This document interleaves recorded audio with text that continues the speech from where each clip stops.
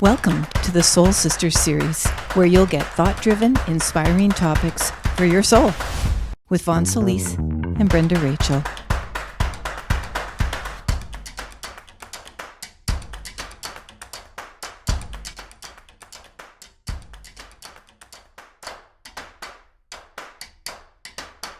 Okay, so welcome to part 11 of Soul Sisters, as we may have said in part 10. I can't quite remember, but we just decided to do episodes as we feel like it and add it to this playlist for your enjoyment, for your learning, for your healing, for inspiration. So welcome to the Soul Sisters series. I'm Vaughn. I'm Brenda. And together, we are the Soul Sisters.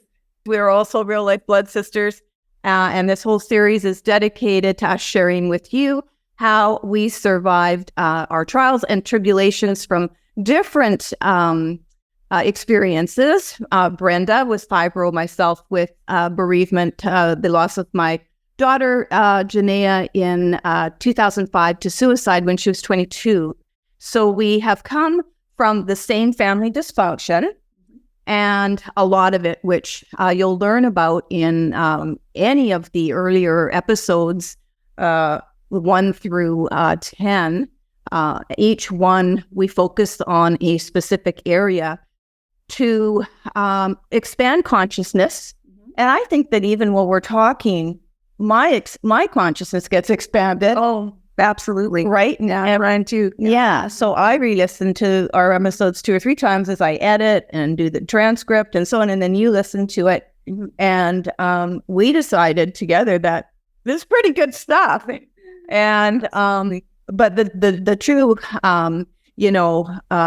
evidence of our teachings, both as authors, angel healing practitioners, coaches, and in whatever other way we offer our work to you, it is precisely our work that we have lived by, dedicated ourselves to the principles of it, to heal and get ourselves very comfortable in life, right? Living life on our terms, the way we want to live our life. Exactly. Yep. And I just want to throw in here before we get into today's topic, which is all about the smorgasbord of suffering there is no end to on this planet, whether we're really here to suffer, to gain entry into God's kingdom, or otherwise develop a very evolved consciousness and return to the omnipotent, the source. Whatever we believe, the idea of suffering to earn our way out of something that in the human body we're trapped in, into something that is more reverent, if I can say that word, a more reverent, more divine, more whatever. So the question is, we're going to be talking about that today, sis. Do we really come here to suffer?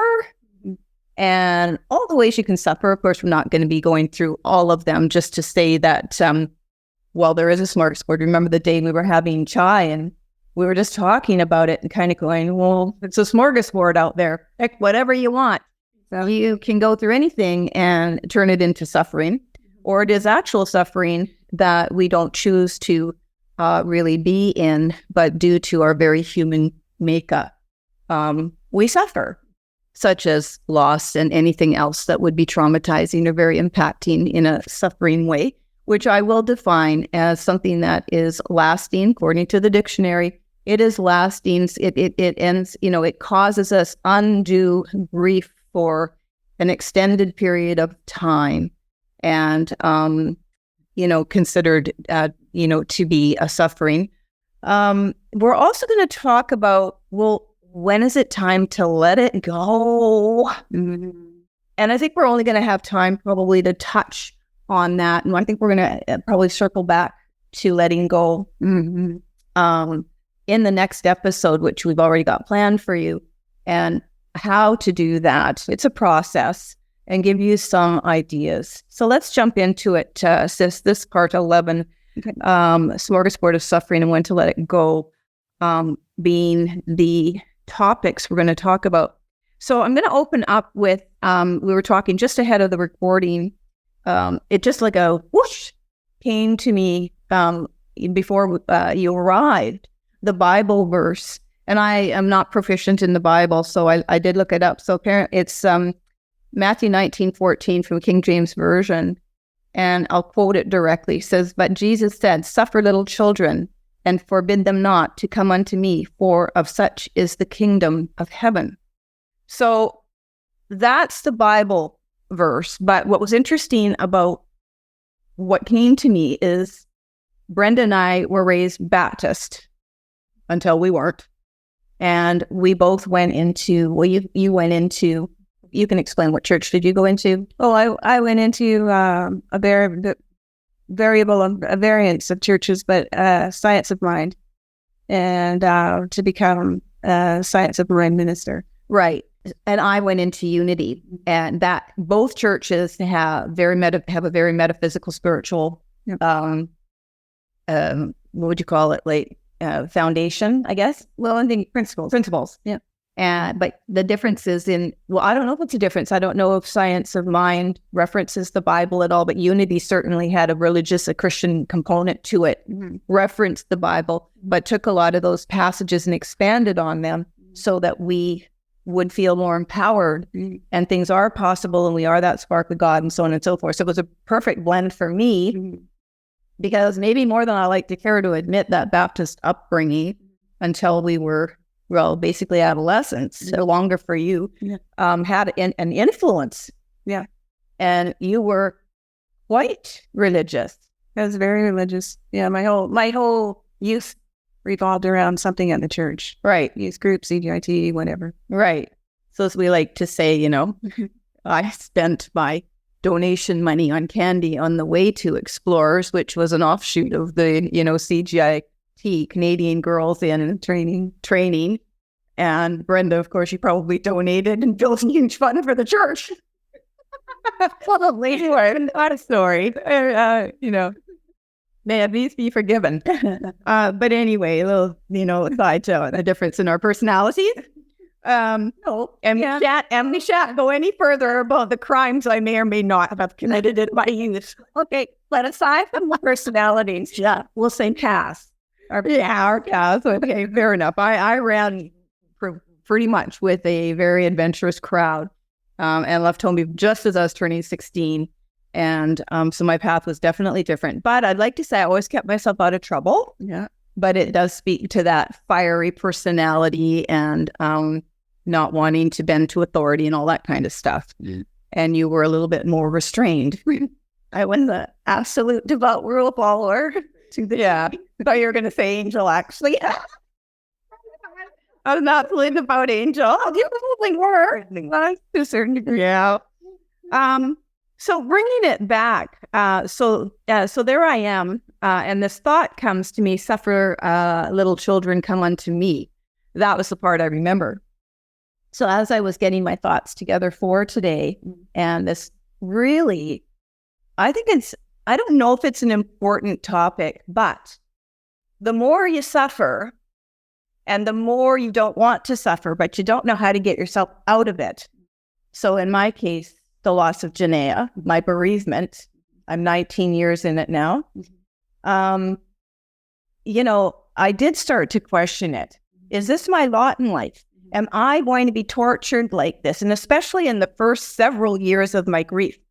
And bereavement, because they're two different things. Grief is what you feel from the bereavement. Bereavement is the loss. The grief is how we react to the loss, which can last a lifetime for a good number of people. So I didn't want to do that. So right from the time she died, from the earliest, I would say weeks and for sure months, right? The pain was so severe for me, and you know that. And that's when we went down 9 months into it to train as angel healing practitioners. And I went to California for that. And so we really took it seriously and did the whole thing and came back and founded practices, the part-time and, in our respective ways. So dedicated, point to that is that we both dedicated ourselves. My understanding, you came to help me, to support me. I came to support you. It wasn't more like, I gotta go. And I have to go and do this. Right. And so bless my sister, you didn't want me to go alone. And rightly so, because I was very, very timid and, was just afraid of the world. And so you were sort of the huge pillar for me through this whole experience. But anyway, the point I want to say is that already I'm starting to think about this notion of, one, I can't suffer the rest of my life. I wouldn't be able to bear that. And two, do I really need to? This is not what Janaea would want for me. And many people who are suffering the loss of a loved one, that it has impacted them in such a way that they are suffering horribly, right? I believe that the majority of them, if not all of them, understand that their loved one in spirit doesn't want us to suffer. Right. And if you ever go look at YouTube, mediums, and, first thing the medium will say, and these are not mediums that are we're all gifted, actually, by the way, to be mediums, channels for people in another dimension, okay? Which is just around us, just vibrating higher. We all have that gift, and I learned that from James Van Praagh when I trained under him in 2015. And so it isn't, they're talented, and, people pay a lot of money to go to people to basically hear they love you and they want you to be happy. Mm-hmm. Right? Yeah. Okay, and you might get some other messages. And I'm definitely not dissing mediums at all, people who have that gift of mediumship, because I studied under one of the world's well-known, if you're in that circle, James Van Praagh, for a week, and learned a lot. And James taught me, as part of the 100 of us that were there, to think of it as being a channel, and you're offering an amazing gift to someone who doesn't believe they have that skill themselves, right? I'm just even going to call it a skill. It's not even a gift. So anyway, and as an aside, a lot of people that were at that week-long training, they didn't even really know what it was about. So they were shocked when they found out that they were there to learn how to be a medium. What? And found that some of them, because we paired up all week with each other, some of them were the best ever. Oh, they were talented. My God. So anyway, I'm just saying, we're not our loved ones on the other side. The key message is they don't want us to suffer. So then what the heck are we suffering for? Mm-hmm. So I'm going to turn it over to you. What do you think? So I'll just say, we'll go into the next thing. So just on that point of, do you think, we're going to expand on this, but actually I want to just get right now your sort of views on what suffering is to you. And just very broadly, do you think that most people think that we have to suffer on this planet to gain entry into that omnipotent, that God's kingdom, that wherever that's going to end the suffering for us? Okay, well, really interesting. I've never really thought about that. And so I can't answer for anybody else on this planet. But that's what you think. But I definitely don't believe that. Although I was raised in a Baptist church that would have had that as a principle, because we followed what was taught in the Bible, etc. So do you think, having not really thought about it though, that you may have believed that based on the teachings of your Christian upbringing? Yeah, I would have adopted it if I don't consciously remember that particular concept being taught to me. I do absolutely recall the verse from the Bible. I'll just say for myself that I believe grief and suffering are not the same with my physical impairments. So I suffered intensely through my pain, but I wasn't in grief. You have suffered in this life. Oh, I agree with that. Tremendously, emotionally and physically. Okay. So let's keep it to your personal experience of suffering. And while you were in your suffering, maybe you would like to share with the audience who maybe haven't seen some of our earlier episodes, where did this suffering come from for you? When did it start? And briefly, like what made you suffer? Well, I think my very initial first suffering was dealing with mom's suicide attempts and the absolute devastation that I was going through, and about the emotional pain that I was in, that I couldn't do anything for mom, and also that I had to be there for you guys, and my siblings, which was my sister and 2 brothers, and didn't know, I took on at some level the responsibility that maybe I had done something wrong for her to want to leave. Oh, really? Yeah. So just to really recap, so our mother, whom we loved dearly, let me put a picture of her up in the video for those who are following us on video. Yeah, and just to interject, she passed at 78, so she did live. Yeah. She didn't die early. Oh, yeah, she didn't die early. But by the time I was 10, so by the time you were basically 14, we're almost 4 years apart, she had 5 attempts to end her life, which we did talk extensively about this in an earlier episode.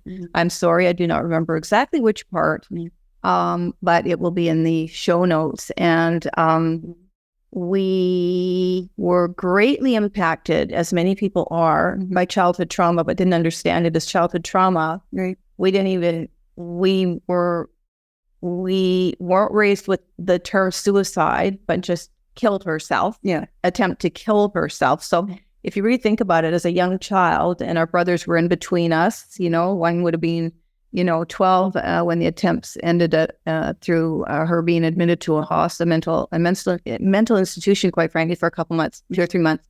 And then a younger brother. All 4 of us were greatly, greatly impacted by that, largely because no one talked about it.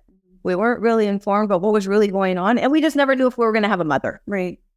Right. So you took that on. Yeah. And our age difference, the fact that we have that age difference between us, and you're the oldest, naturally basically got hit with all the responsibilities. And I'm like, la, la, la, la, la, la, la, la, just as I've said in another episode, just not understanding why I can't have my friends over. Right? That, and the biggest thing, the underlying, so there's always in childhood trauma, this vibration of trauma in our cells, our DNA that's going on, that you don't feel safe. It's suffering. So you're right. We suffered right from childhood. Oh, yes. Absolutely. Absolutely. And for me, it started at probably age 4. You were just born. So 3 and and when she had her first suicide attempt. And so then there were several others all the way through. But at age 8, I vividly remember that was the first time that I took on the household responsibilities, and with the cooking and laundry and stuff like that, and looking after you guys. See, and I don't even remember it. Yeah. So that in and of itself is probably must impact you in some way when you did all that, and the kids don't even remember. Well, and I think too, it was I was really Mom and I were really close, and I adored Mom.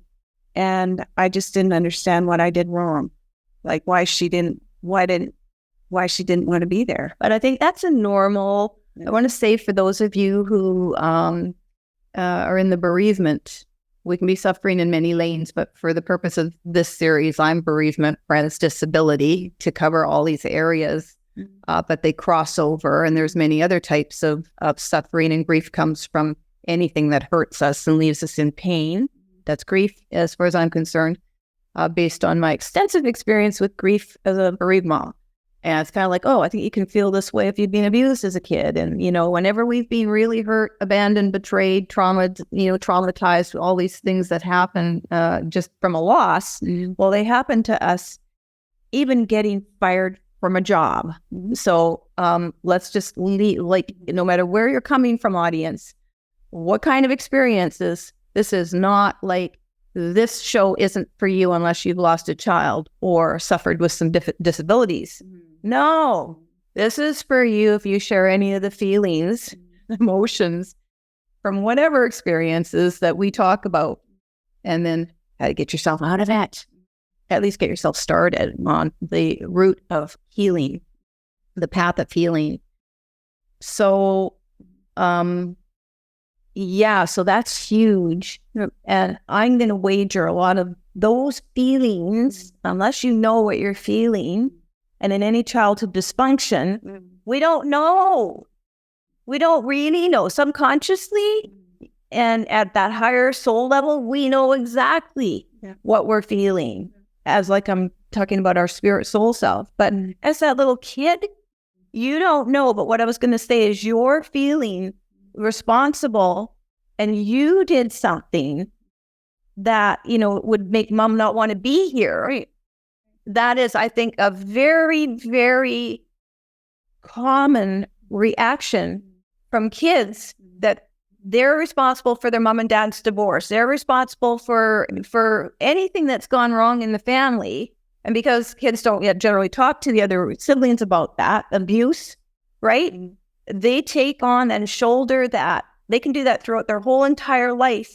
But I also want to say to those of you who are bereaved parents, it's very, very common for surviving children to feel that they should have been the one that died, because of the depth of unhappiness and suffering the parent is now going through. And hopefully there's more work on it. I read one book back in 2005 that made me aware of it right in the first 2-3 months. And it was a general book on grief written by a psychologist. It was not specific to bereaved parents. And boy, did that save me, because I would never have understood in a million years that my son actually felt that way. And so when he one day told me that, because I wouldn't stop crying, well, maybe I should have been the one that died, and he's 13, I immediately, whoa, that's what that psychologist said. And becoming aware of it allowed me to not let that fester in his little 13-year-old mind, which, by the way, festering can start in little 2-year-old minds and younger. And certainly, so you're feeling that at 8, that what's she doing wrong? I'm 4, and no idea that Brenda's feeling that you're feeling that. So we're carrying different things. Just think about the trauma in the world, folks. All from stuff that is not talked about, is pure suffering, and not explained properly if it is talked about. Right.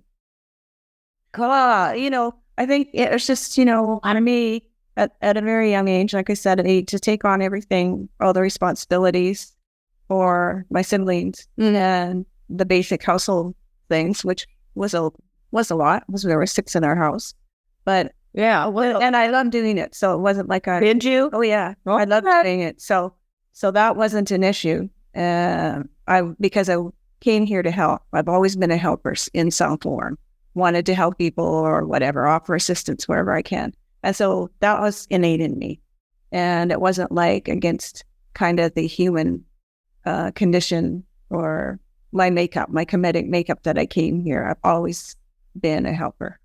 And so anyway, I'm just saying that for my own suffering with my physical illnesses, it was my physical illnesses that then I got into my own suffering, and but it wasn't in grief. You're aware. I would say that your own. I think that it was suffering on top of suffering, but when you became aware of suffering, because I don't really think we talk about suffering very much. No, we don't. And so, and I also think that it can be associated. Grief and suffering can be compartmentalized in the same compartment, and they're really not the same. Mm-hmm. Suffering is one thing, and grief is something completely different. Yeah. And so, and I'm not going to get off. No. I mean, that kind of thing, right?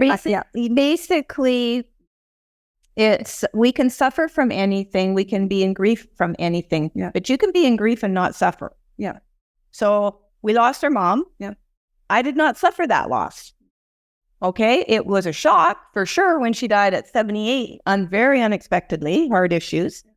And so I wouldn't even say I was necessarily, I might have been traumatized. I was just shocked, but it was nothing like the suicide of my daughter, which did propel me into long-term suffering. It would have been a life of suffering had I not decided to look at suffering and understanding your grief.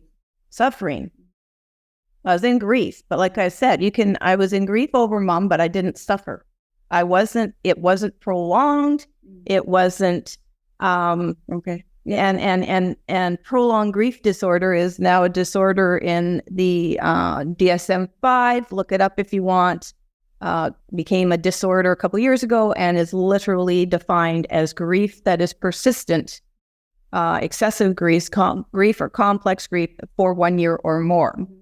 And you have memories and anyway, they give you, I don't want to get into it, but they give you the bullets, if it were, of what would constitute prolonged grief disorder, but it became a mental disorder. I have it, by the way, as most bereaved parents, if not all of them, have it. And maybe suicide survivors of any type of relationship loss, that they are a suicide loss survivor. So, again, it's very interesting. That's suffering. Any disorder is a suffering of type. It's impacting our life in such a way that we cannot enjoy our life, essentially. Yeah. So, for the purposes of this particular episode and this series, when we talk about suffering, when I talk about suffering, for me, that's what I'm referring to. Something that is so deeply embedded in me or others that we cannot get past the pain of it. It is very disruptive to our life, our relationships, our ability. We could lose our identity from it. It has completely changed our experience on this planet. And we're not happy people. We're in pain because we are suffering from whatever it is. And I mean, so for you, if you're considering, are you suffering? Are you not suffering? It could be from anything. It could be from chronic illness. They're suffering. I mean, it's in any way that the enjoyment of life, this is my definition of it, the enjoyment of life has literally been ripped from us and what we knew.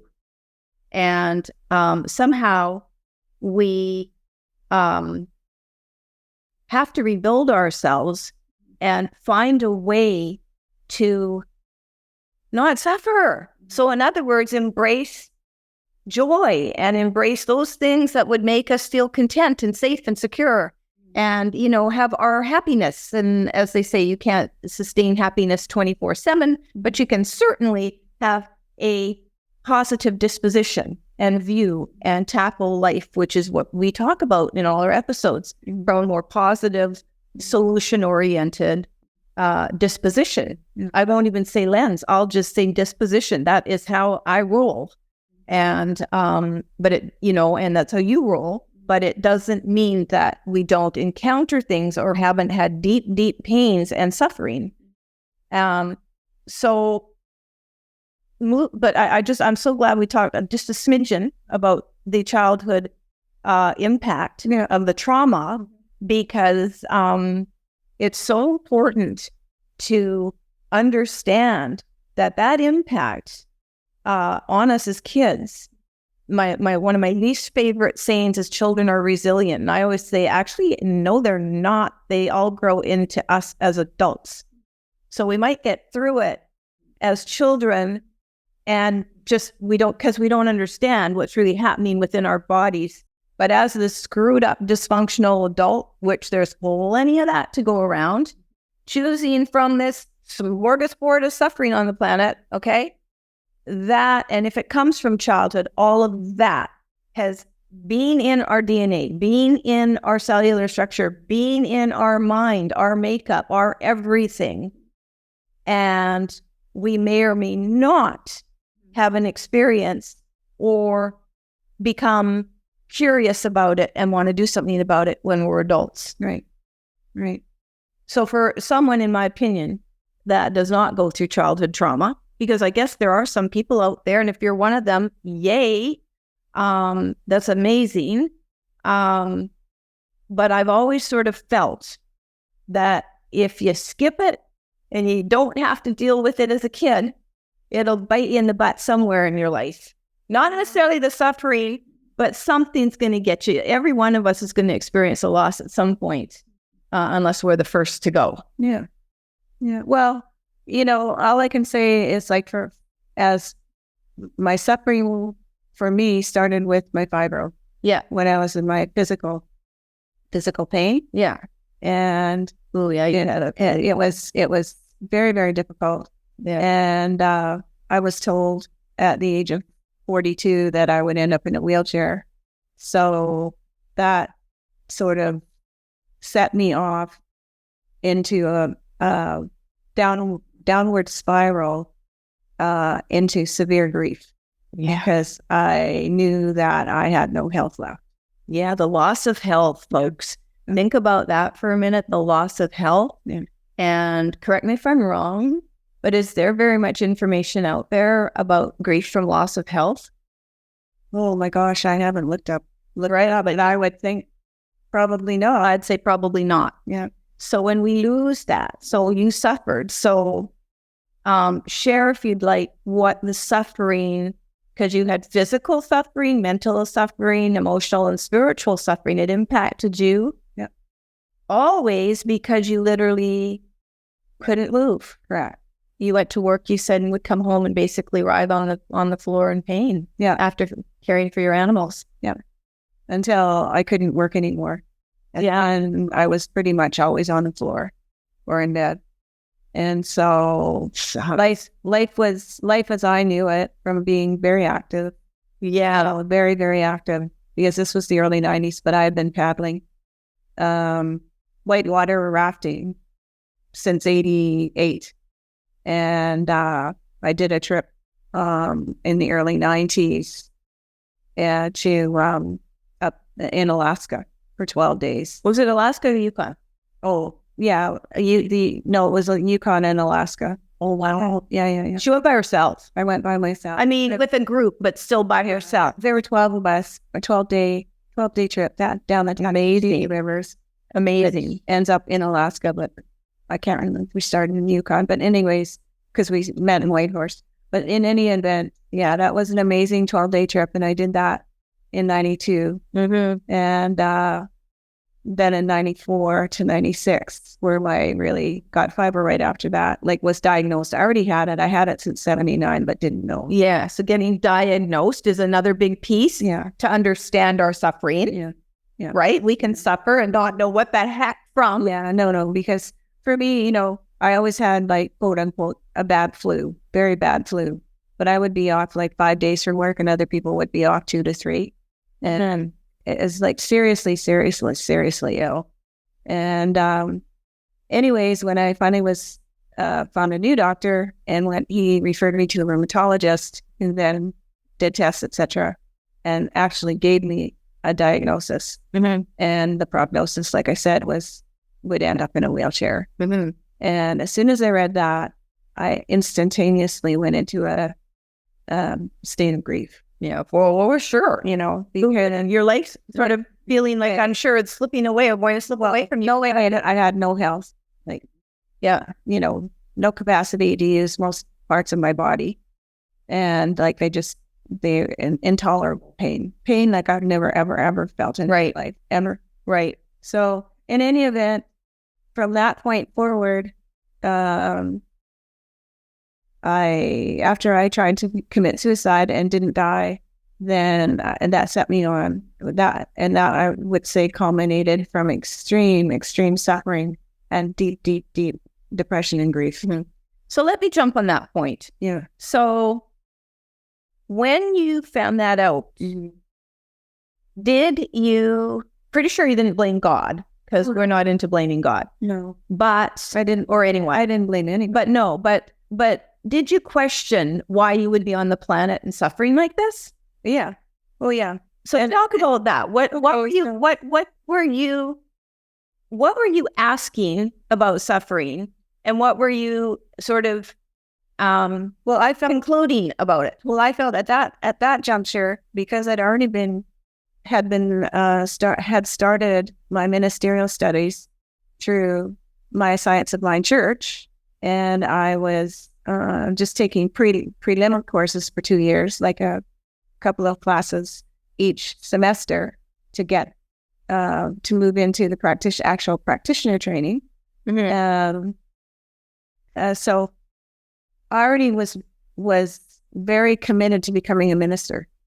And so I knew I had a purpose, but what I questioned was, why was I ill when I absolutely believed that we came here perfect, whole, and complete? Yeah. And I was nothing but a shell. I was becoming nothing but a shell. So the conflict was between what I knew I was as a true vessel from God on this planet, which was perfect, whole, and complete. And the outer picturing was nothing. Yeah. Nothing like that. So it was a complete dichotomy or how do I say dichotomy? Well, sure. Yeah. Like, they don't mesh here, girl. Yeah. And also, I was really starting to question, but not to the point that I would have ever given it up. Like, my value system, my belief system, my training, all of that.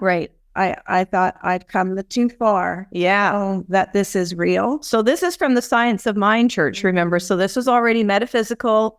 We're now not dealing with just a Bible and heaven and hell. I really believed in the Science of Mind treatment, where through prayer treatment of the 5 steps of prayer treatment in Science of Mind, that I could heal my body. I had the capability with my beliefs to heal my body. And yet there, for me, was no energy. I had no energy to invest in doing anything anymore. So a lot of this is, I'm going to ask you if you thought you deserved to be suffering.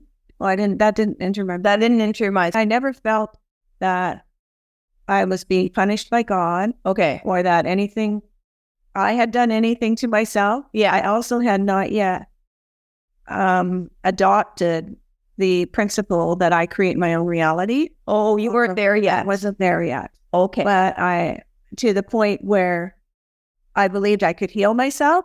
So that's creating my own reality, but not in the words of like, I could create. I believed that I create my own reality in every aspect of it. Right? Yeah. So that would be illness. You had created the illness, but you weren't quite there yet. No. So I knew I could heal myself. But I didn't know that I had come into the understanding that I had created the illness. Okay. You were on the cusp, I guess, of finding that. So, because when you don't believe that, like, before you adopt, if you do adopt the what is sort of from a self-responsibility, knowing your truth and, all of that kind of stuff in a spiritual practice, right? It is that we create our reality, all the good, all the not good. And once you adopt that for your life, and we are not here to tell you to do that. No, for me, it makes life a lot more interesting and more tolerable. It gives you autonomy over how you want to live. And it allows you or invites you to go back and revisit these things that have not been pleasant in your life. But anybody who's on this path already has a growing toolbox. You don't just do it without the tools. We've already surrounded ourselves by, or with a community of like-minded people, have read books. You were studying to be a minister. We're very, involved in your Science of Mind church. And even though it can take years to kind of refine, and probably should take years to refine your spiritual practice and your truth of your life, because your life keeps going on and keeps surprising you in many ways. And the goal, I guess, is always to become one flame, one spirit, one soul. That's my goal, to have that all merge. We're very balanced with the human at my point of transition. That's my ultimate purpose on the planet, despite what's happened or because of what's happened in all my experiences. And I think it's that element of curiosity that helps us go back and revisit the childhood stuff when we've been hit with a major, like event, like such as Janaea taking her life. Okay, that superseded anything else. Childhood trauma, I don't need to deal with that right now. I need to deal with this. This is the one that's actually threatening my life. It's threatening my ability to survive. If you don't get hit with anything that severe, then, and before I got hit with that, I was on a wonderful, beautiful spiritual path from the time of age 25. So I was 48 when she died. So I was on the path, I guess, for 23 years. And I was already like you. I was very well rooted in understanding there's no blame. I wasn't as probably, this is my reality, this is my creation. Intellectually, I got it. But living with that took me a little bit of time to not understand that was my creation. But why? Why would I create this suffering in my life? And so that's 19 years ago. And I've had plenty of time to evolve and explore and be curious about that and what that means for me in my life. Which turned into the body of work that I now share with others for any like-minded people or people that want to learn and follow that kind of thinking and have that manifest as the truth for them in their own life, in your own way. All we do in our work and certainly on this series is we just share our stories. And this is what, and we like to, we like to share our stories and invite you to just think about some of the stuff we talk about that, quite frankly, just even like today, we're just bandying things around. And well, what do you think? What do you think? We don't have the answers, but it's the questioning that helps us find answers that make sense for us and what we've been through individually, that when we allow ourselves to do that and heal just a little bit, for me, it makes like the incarnation, the life, like worth it.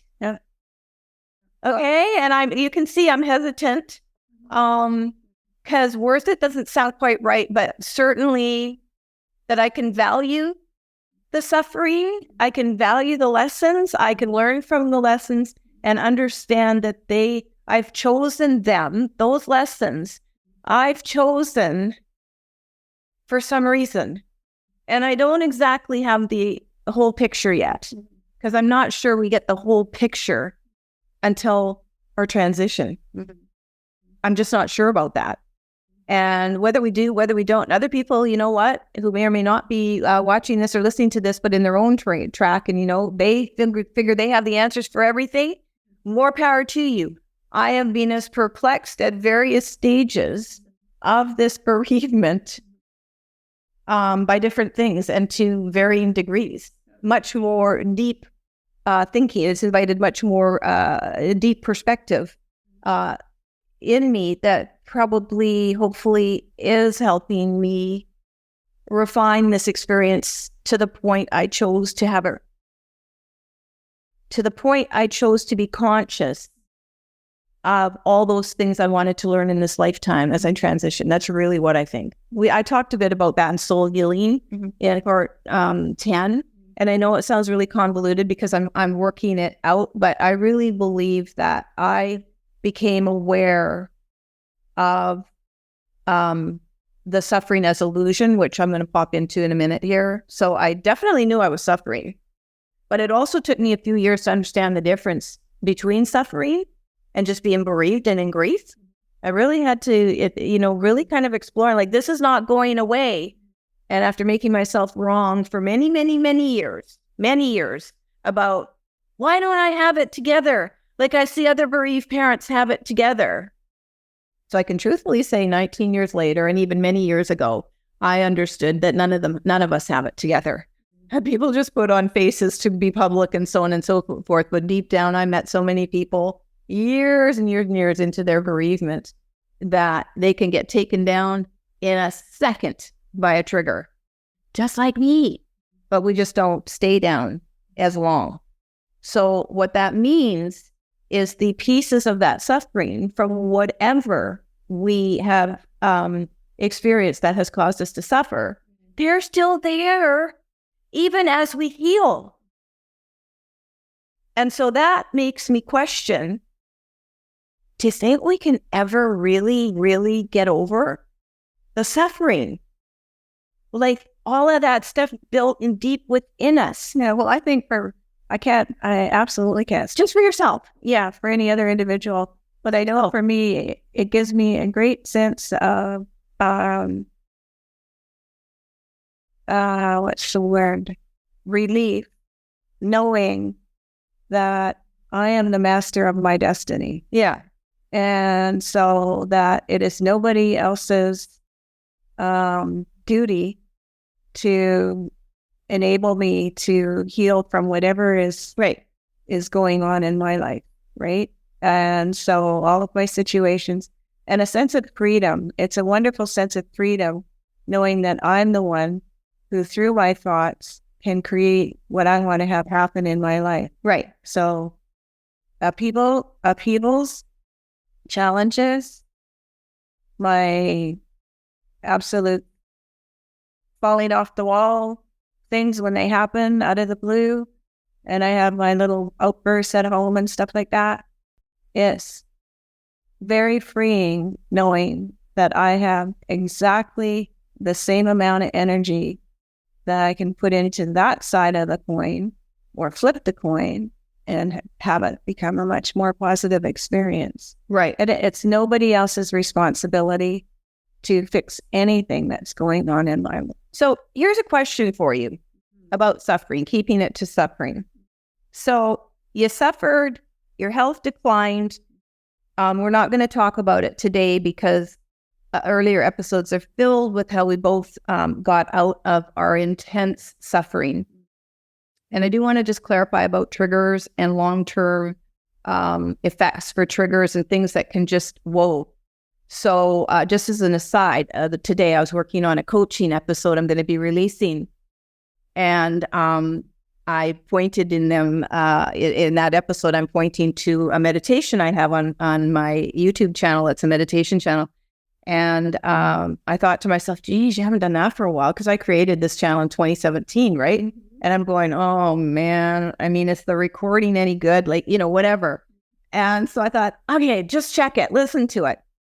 And anyway, it is releasing pain with the angels. And so I decided, I decided I'll just listen to it and do it. I ended up going, what, just do this. And it brought me to tears. It brought me to tears because the words that I was using were being channeled to me at that time through the angels. And it's a healing meditation with Archangel Michael, Azrael, and Raphael. And so the point I want to make of that, and I'll put a link to it even in this episode, because that channel, the Living Meditations, that was the next phase of the work I was doing at that time, which was meditation. Podcasting was not like for me, even in my consciousness at that time. And I was working on the re-release of my book, Divine Healing, so the 2018 version. And I had so much fun doing all the meditations. And they were there and they serve a person per purpose, and they have their audience. But the ultimate was to accompany each of the meditations that are in the book Divine Healing. And that's what they do. And so listening to it, once you get over like, oh, your voice could have sounded better and things like that in the opening and blah, blah, blah, it's not about that. It's about the impact of choosing to want to heal from suffering and not let it get me down and not ruin it for the rest of this life. And also being very motivated by understanding Janae doesn't want me to suffer, right? Right. And while she suffered on the planet, and I do not ever speculate as to why she took her life, I don't know. She didn't leave a note. No idea. So anybody could say anything and make it about mental health problems or this or that. I have no idea. I just know she looked like an angel in her death. And a policewoman told me at the scene She had never seen anyone look more beautiful in death. So that meant she died peacefully, even if it wasn't her own hand. And I didn't need to worry at least about that. But going back to this meditation, the reason I'm talking about this today and why I did it this morning, and at first I was a little fidgety, and then I went, you know what, just give into this and do it. Good. And it made me cry. And the reason it made me cry is because all the areas, and what focuses on different areas of your body where you're feeling pain and stuff like that, and targeting them, and you go through the meditation and then revisit and see how the areas are doing. And I just honored and respected, okay, girl, the heart's still broken. It's still broken. I don't know how to totally fix it. And I don't know if I need to totally fix a broken heart, but I certainly can, like you're saying, manage. And what I was saying earlier about the autonomy, I can certainly decide when and how I want to be very, like how I want to be experiencing that deep, deep pain that, in this case, the meditation allowed me to be fully in touch with, to understand it's still there. And so your fibro, we talked in a few episodes ago about how you've had a little, well, I don't want to say little, but a return of it. Yeah. A return. Yeah. So not, I didn't want to impose on them, but you're okay with me saying that. Mm-hmm. So when you think about suffering and you get out of it for years, you had some other things go wrong and stuff like that. But before talking about the fibro recurrence, in the in-between years, you're faced with a life of suffering, you go through some stuff, and then you're not. Would that be correct to say? No. Or have you always felt you've been suffering in some way physically? No, I think all of my disabilities are all part of fibro. Where are your thoughts on your personal suffering today? I don't really get into a consciousness of suffering. Right. I just get into a consciousness if I have to deal with what is going on with me in this moment, like what particular offshoot of fibro am I dealing with? And as you know, I've been dealing since December. Yeah. With chronic fatigue. Right. But you don't associate suffering with what you're currently going through. I associate everything now with the actual issue, and just go, okay, my feet are in pain. Yeah. And it's part of fibro, plantar fasciitis, whatever. If I have anxiety is part of fibro. Right. So I don't even think about suffering anymore. Right. I don't think about. So I just want to clarify, did you think about suffering in earlier years or decades? Did you associate the pain you were in as pure agony and suffering? Oh, yeah. And that was a conscious word for you. I am suffering. Yeah. Okay. Yeah. And I am suffering and I want to die. Okay. Oh, absolutely. Okay. And no, I've talked to you about this before in another episode, and I don't want to be here on the planet anymore. When I tried to commit suicide, right? Yeah.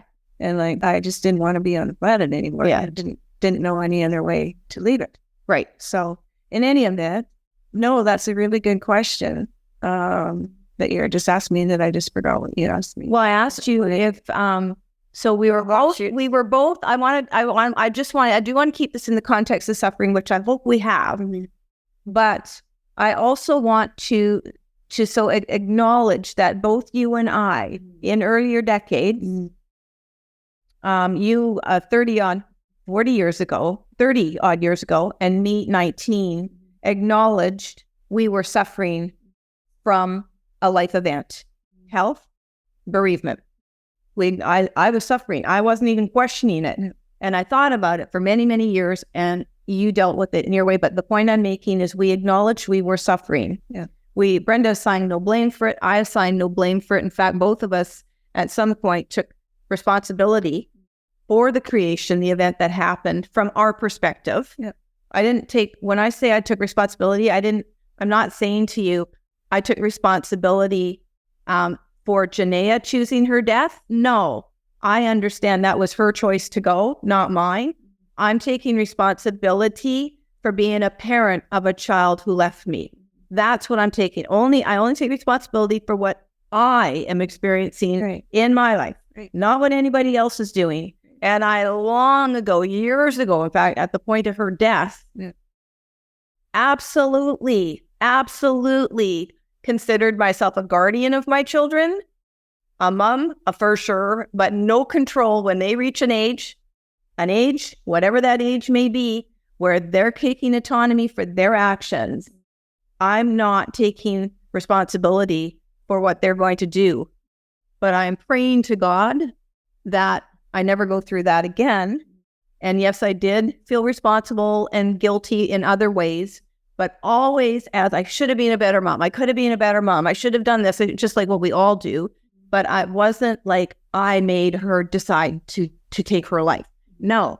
So I want to be very, very, very, very clear about that. So the same with the suffering. I'm suffering. I don't like this feeling. In fact, I can't live like this. I know I won't make it. That was actually it. So same kind of thing. Mm-hmm. And I don't think I can make it. Yeah. Again, not intending or wanting to end my life myself. I would have never done that, and I'm not wired that way. And I don't even know if it's about being wired. Honestly, I don't know. But I did have some reckless behavior, and I didn't care if something happened to me, such as driving down a country road when no one else was around me on the road, very recklessly, just not wanting to be here.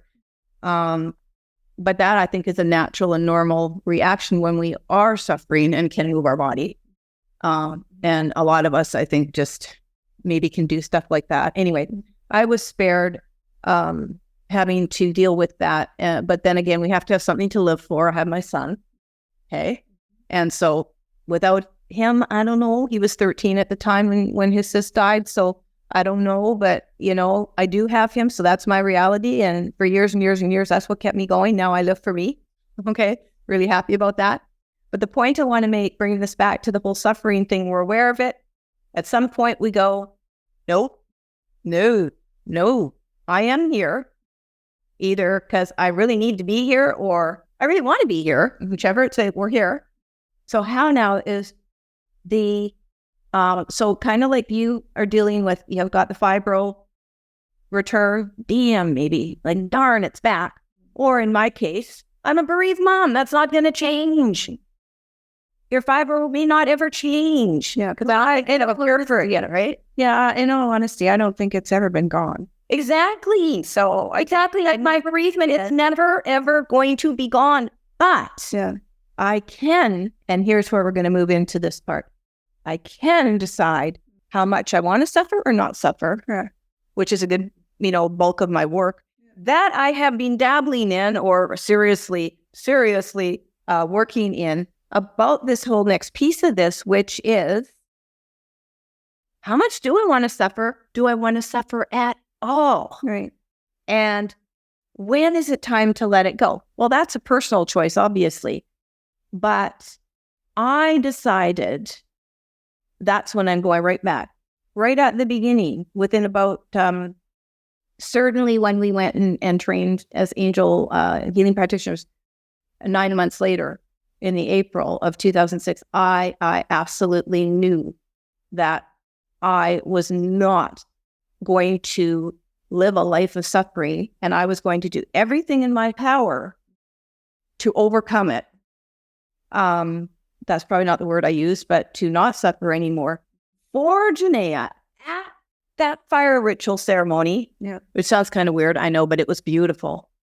But I had no idea how to do it. It was a releasing ceremony. It was a release. It was a fire ceremony, but a release of whatever you wanted to release. And I was releasing, making a commitment to my daughter, making a commitment to Jeanette. At that ceremony, I'm releasing the suffering, but I didn't know how I was going to do it. And I certainly didn't know how long it was going to take me to do it. Right. Hence the journey. Right. And just to elaborate on the releasing ceremony. So when we say it was a fire releasing ceremony, we wrote down on a piece of paper, wanted to release from our consciousness or whatever. Yeah. And all went around in a circle and threw it in a in a barrel of fire. So Yeah. okay. Yeah. We put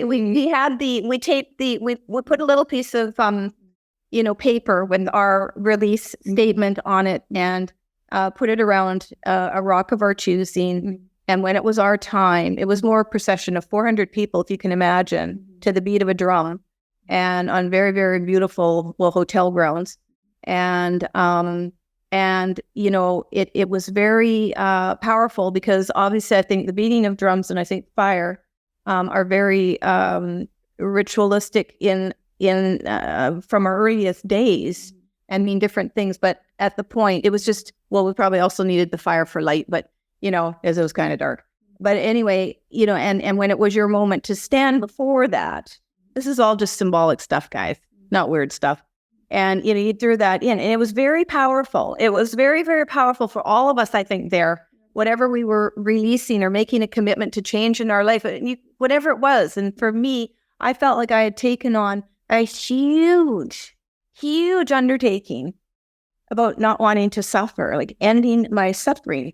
Had no idea how, but as I said, that kickstarted my journey of really putting into practice this commitment and not turning my back on it. Yeah. Because, I'll just say this very generally and very broadly here. I believe, based on what is going on in this world and has been going on in this world forever, there is too much suffering. God, there's too much suffering. And I believe that because, as Brenda and I said earlier, we don't really talk a lot about it, I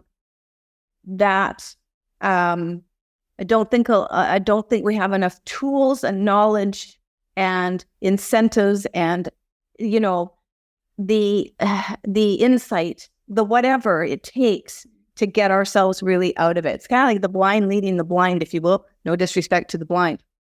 Like I had nothing to turn to, nothing for the way I needed and wanted to overcome this horrendous, horrendous suffering. And so this is why we have to find things through like-minded people in communities, our spiritual practice, our faith. It could be just religious faith in the more traditional sense. It's whatever we are drawn to, and finding the different resources along the path that will help us overcome, let go. But there are so many aspects to the letting go piece, largely centered around healing and letting it be okay to be happy and deserving, okay? That can be difficult to stay on that path. And that's where you have to have the motivation and the inspiration and the willpower and a whole bunch of these other things to keep yourself going. And it's really hard if you don't know where you're going. And one of the things I did lose for many, many years, and I'm only kind of getting back, but it's still kind of, not really, is where do I want to go? I don't know. And I have been trying to figure this out for years and years and years and years. And I wished I could talk to somebody about it who has more experience than me, because I do entirely relate this to bereavement, loss of my identity that shattered who I had been. And so finding out who I am, but more importantly, who I want to be, it's kind of like, what do you want to do when you grow up? And I was talking to a bereaved mom last year, had her on my show, and she said the same thing, and we laughed about it. I think we were talking personally, and I can't remember if we said it in the podcast episode, but we laughed about it because that's exactly what it feels like. Your gap year from grade 12 to university, which of course they do in Europe, and we don't really do it in North America, but the same kind of idea, but it's an extended period. And that has been my biggest, I think, looking back, my biggest challenge. And the suffering didn't help, because suffering keeps you, it can keep you hopeless, right? You got to dig deep to get yourself out of it. Yeah. Right? Yeah. So I want to jump head to right now to, because we're probably getting to the top of the hour here. I want to jump ahead a little bit to just sort of when to let go, up to you. But I think the critical moment and the letting go happens when we make the conscious decision. You don't want to suffer anymore. I don't want to suffer anymore. Absolutely. You think that? Oh, it has to be, I believe it has to be a conscious decision. Yeah. You have to be aware of it. Exactly. Because it's like, even with wanting to heal my body, it had to be a conscious commitment. Yeah. This is what I'm doing. Yeah. So I do want to just sum up a little bit what we said just before I got into that last little diatribe there. When we say, well, so you still live with fibro, I still am bereaved, not going to change. It might for you in your lifetime. Me, never. Once bereaved, always bereaved. But we don't look at suffering.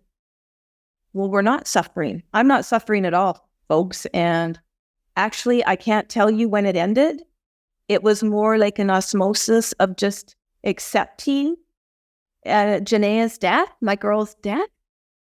And I hate to say it, but I have to say it, being okay with it. And I know I might get some feedback on that, and that's taken years for me to actually, and when I say like, I'm okay with it, what I mean by that is I'm not happy she left me. No, but I've never been mad at her, never. But I have to be okay that it happened in my life, which could be just another way of saying I've accepted it. I'm not going to go down that rabbit hole. I would say, otherwise I can't go on. I can't go on positively if I don't reach that point. It's a choice. You've made a choice, and to accept. I have to, but it took years, and so that choice really is just really that I've been comfortable with it. Because there's a difference between saying I accept that it happened, but still being miserable, and going, I accept what's happened. I'm not going to let this take me down, and I'm going to find a way.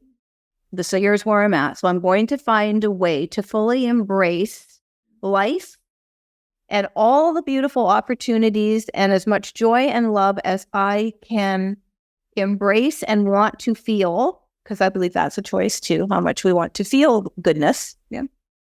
And give myself permission to understand this is a journey, what I'm undertaking, and I'm just proud of the point that I am proud of myself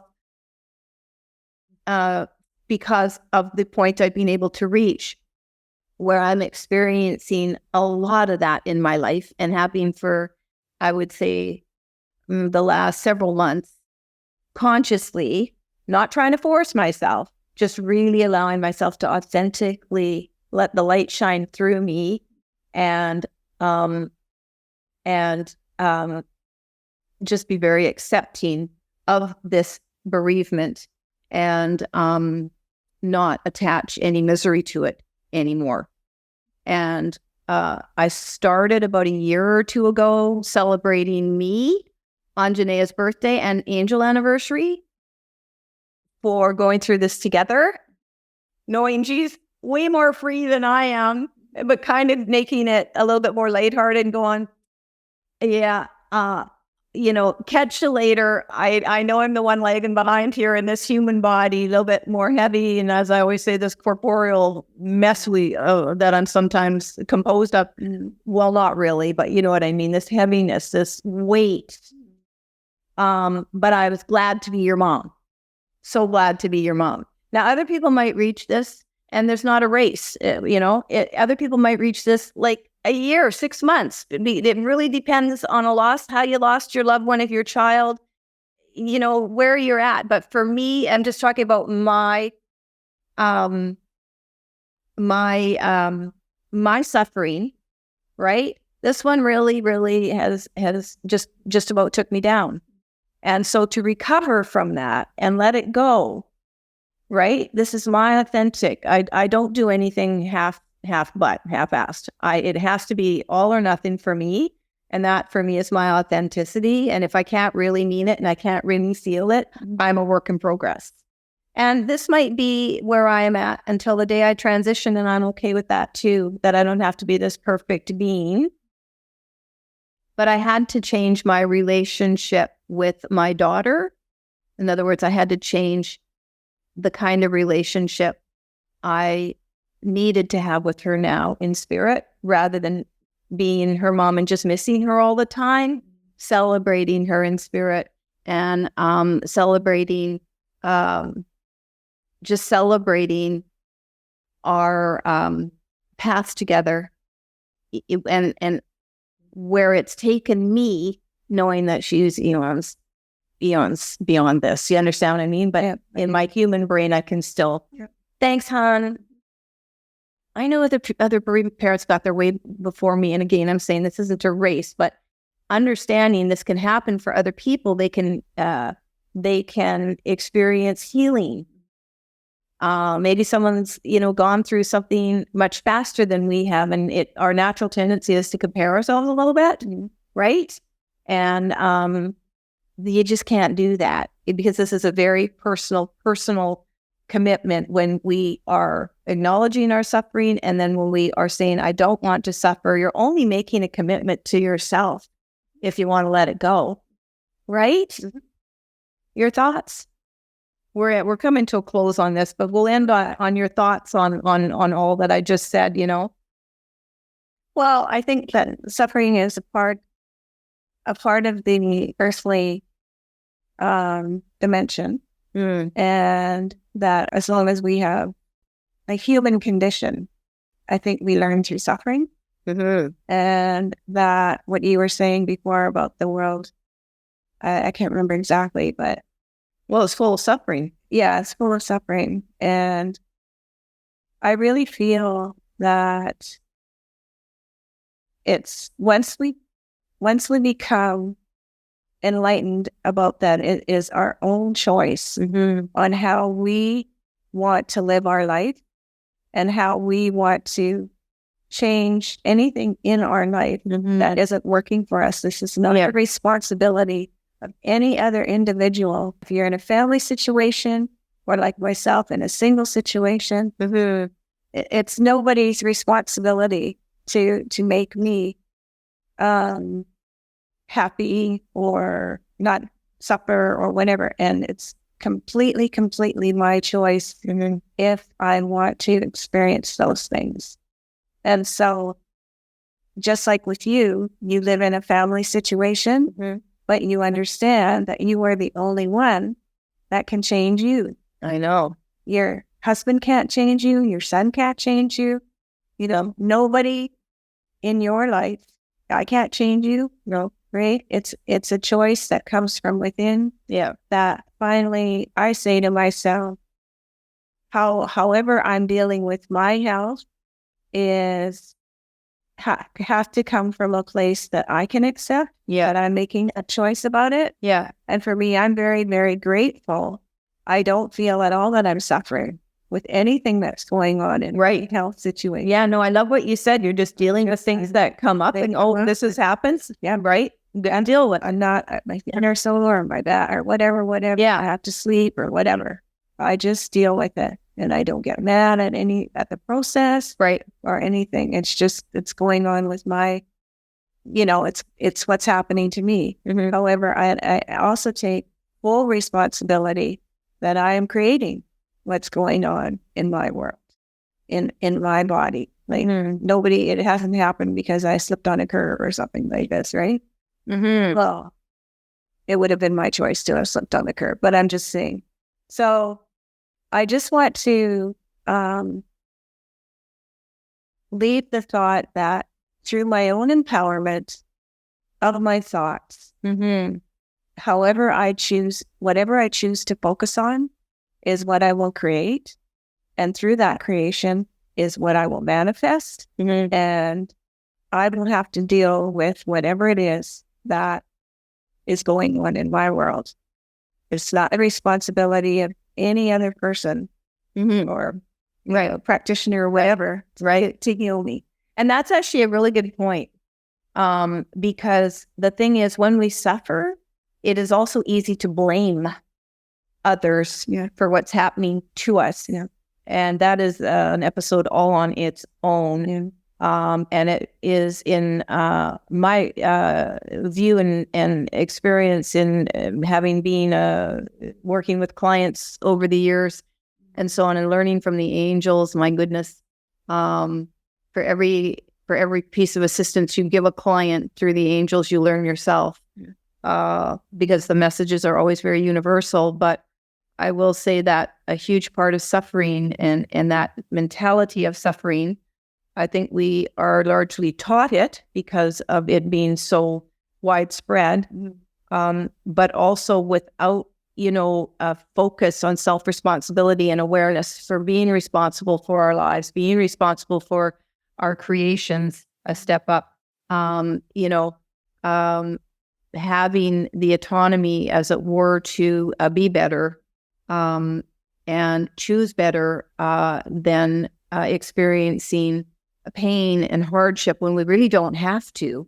And here's the thing, is that when you make a decision to not suffer, to not be broke, to not be unhappy, to have more of this, to have more of that, to have more of whatever it is, okay?